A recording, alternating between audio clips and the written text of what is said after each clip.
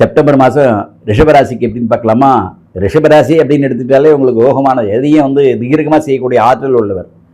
ரிஷபராசிக்கு உள்ள பவரே, வில் பவரே, தன்னை முன்னிலை நிறுத்தணுங்கிற ஒரு எண்ணம் வந்து ரிஷபராசிக்கு பொதுவாக உண்டு. தப்பு இல்லை. ரிஷபராசியை பொறுத்தவரை லாபஸ்தானத்தில் சனி பகவான், 11 சனி பகவான் அமோகமான பலனை தருவார். ஏன்னா உங்களுக்கு யோகாதிபதி. அது இல்லாமல் 10 பாம்பு, அதாவது ராகு பகவான் கும்பத்தில் விசேஷம். ரிஷபராசியை பொறுத்தளவில் பலவிதமான ஆற்றல் மிகு மாதமாக செப்டம்பர் அமையுது. நம்ம தைரியமாக முடிவெடுக்கக்கூடிய வாய்ப்புகள், அதுக்கு பேர் விரையம் இல்லை, தைரியமாக முடிவெடுக்கக்கூடியதில் இருக்கும்போது நமக்கு வெற்றி வாய்ப்புகள் அதிகமாகும்.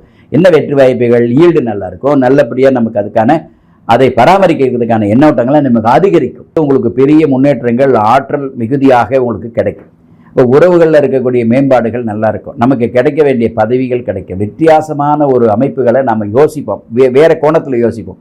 அந்த கோணத்தில் யோசிக்கும்போது அது உங்களுக்கு பலனுள்ளதாக, இதெல்லாம் தாராளமாக இந்த காலகட்டத்தில் உங்களுக்கு இருக்கணும்.